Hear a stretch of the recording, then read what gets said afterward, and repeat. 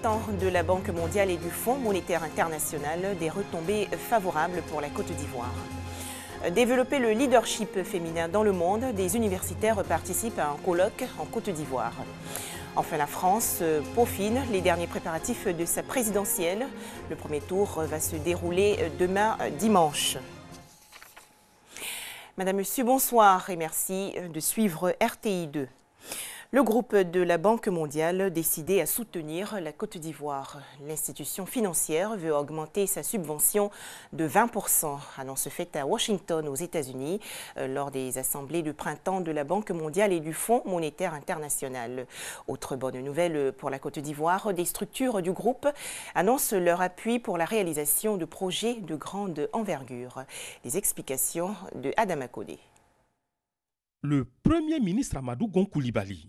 À ses côtés, les ministres Abdourahmane Sissé, Adama Koné, Thierry Tano, Nialé Kaba, Isaac Dey et l'ambassadeur de Côte d'Ivoire aux États-Unis, Daouda Diabaté. En face, le vice-président de la Banque mondiale Région Afrique, Mactar Diop, entouré de ses collaborateurs. La délégation ivoirienne frappe à toutes les portes de l'économie et de la haute finance. Elle dépose sur la table une préoccupation majeure. Il est bon que nous ayons des projets importants et structurants pour l'économie ivoirienne. Qu'on n'ait pas à saupoudrer les ressources de la banque sur de petits projets, en dehors du coût que ça représente en termes de gestion, mais ça peut ne pas impacter comme nous voulons l'économie ivoirienne. Donc souhaiter un appui budgétaire au niveau de la banque qui soit à la mesure du déficit tel que nous l'avons pour 2017. Et nous avons eu la dernière mission du fonds qui nous a permis de nous accorder de manière définitive sur le profil du déficit de 2017 à 2019. L'exercice est concluant. Après plus d'une heure d'échange, la Banque mondiale annonce que la Côte d'Ivoire peut se présenter à son guichet et pour cause. Les performances de la Côte d'Ivoire ont justifié cet appui de la communauté internationale. Ça s'est traduit par une augmentation de l'allocation IDA pour le cycle 18 de 21%. Nous allons passer de 600 millions de dollars qui était l'allocation IDA de la Côte d'Ivoire au cours des 3 dernières années à une allocation de 720 millions de dollars. Nous sommes également entretenus sur les appuis budgétaires que nous allons apporter à la Côte d'Ivoire. Le montant définitif n'a pas été arrêté, mais cela devrait se situer entre 100 millions de dollars ou 125 millions de dollars. La détermination de maximiser chaque instant de sa présence aux assemblées de printemps de la Banque mondiale et du FMI pour renforcer l'estime de la Côte d'Ivoire auprès des bailleurs de fonds conduit le Premier ministre au siège de la Société financière internationale, SFI.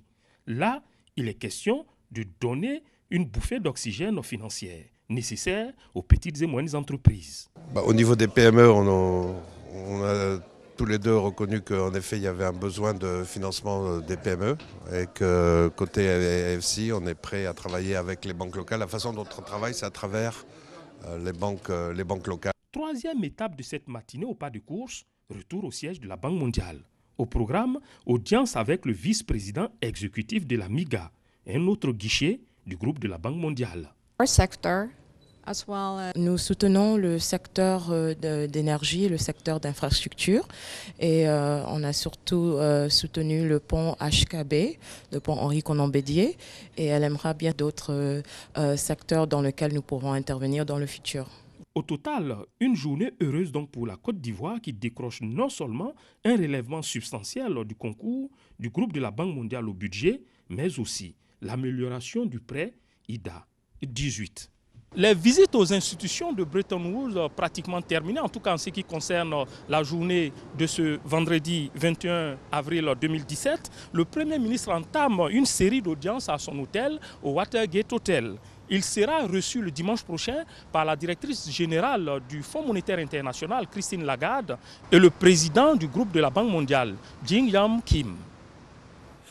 Un tout autre sujet à présent, l'Organisation mondiale de la santé exprime sa profonde préoccupation face au nombre élevé de malades de l'hépatite. Environ 325 millions de personnes dans le monde touchées par une hépatite B ou C.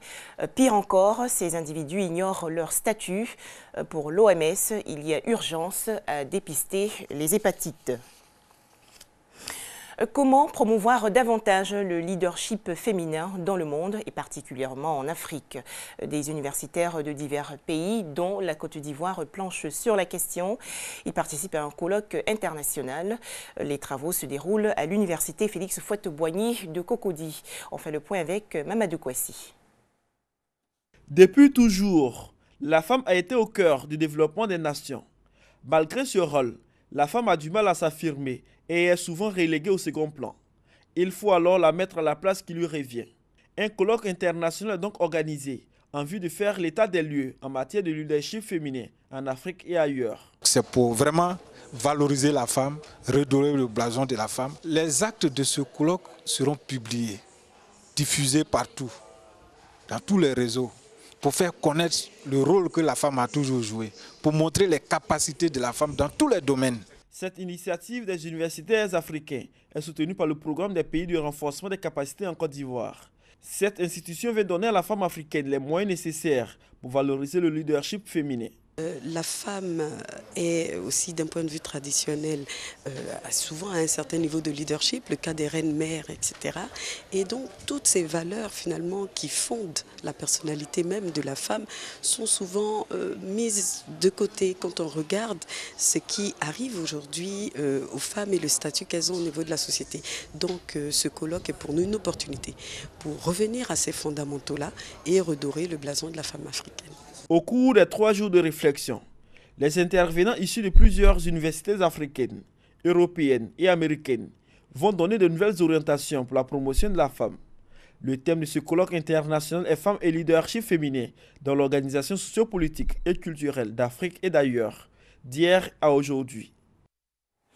22 avril, c'est aujourd'hui la Journée mondiale de la Terre. Cet événement invite les populations du monde entier à participer à des actions concrètes pour la protection de l'environnement. En Côte d'Ivoire, l'organisation non gouvernementale Afrique Environnement a lancé une opération de planting d'arbres dans la forêt classée de Anguédédou.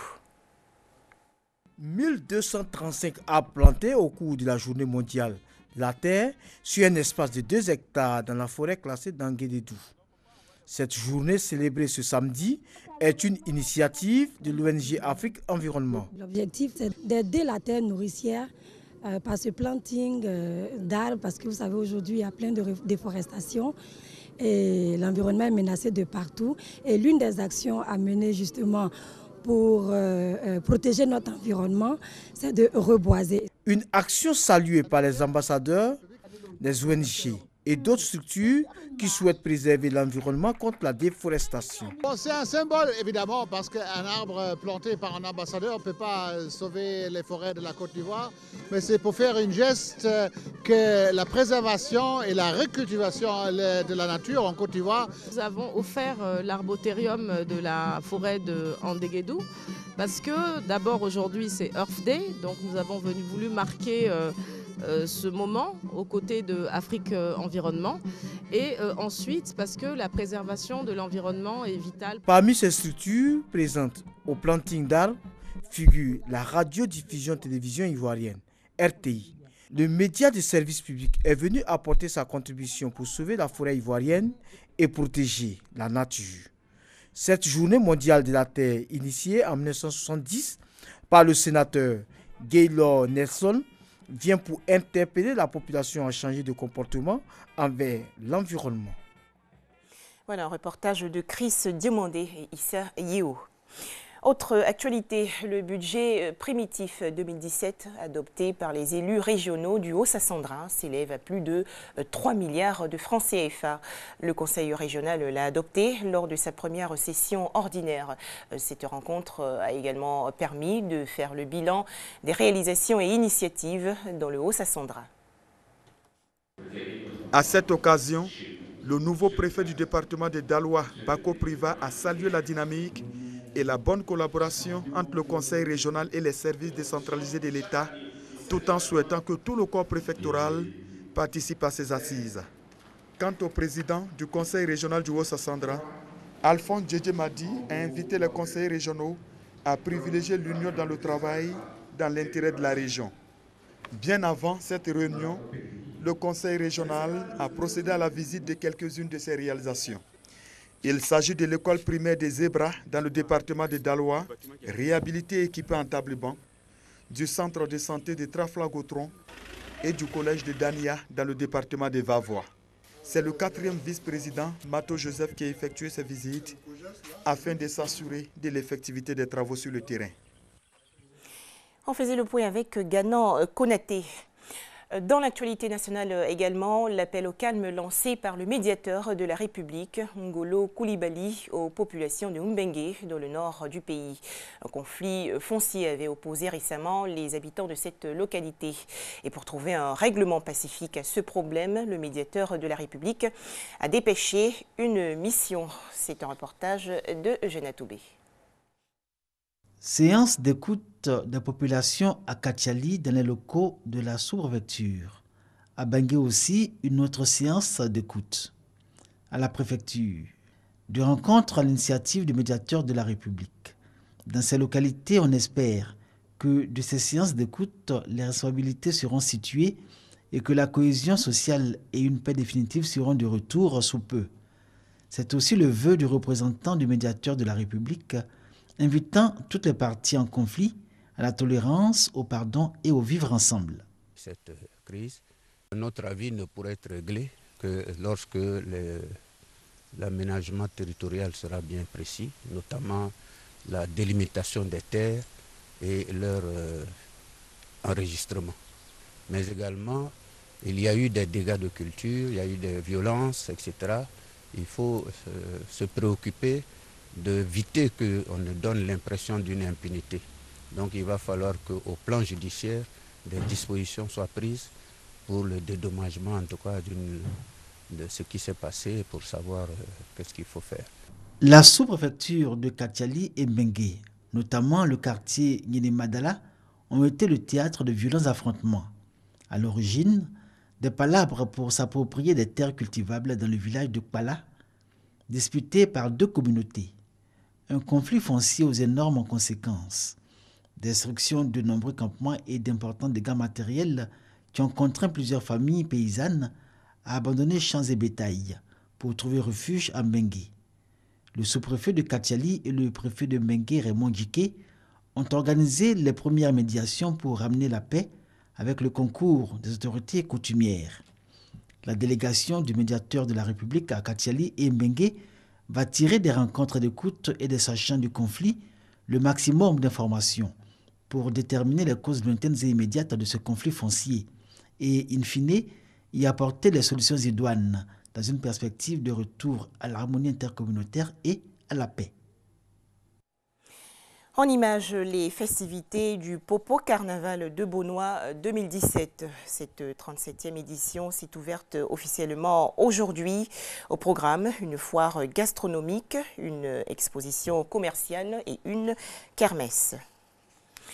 La date du rapatriement du corps de l'opposant congolais Étienne Tshisekedi est connue. La dépouille va regagner la République démocratique du Congo le 12 mai prochain. Étienne Tshisekedi est décédé le 1er février dernier à Bruxelles, en Belgique. Dans quelques heures, le coup d'envoi du premier tour de la présidentielle en France. Mais avant le grand jour, on continue de préparer les bureaux de vote dans tout le pays. Les différentes préfectures prévoient un dispositif de sécurité renforcé.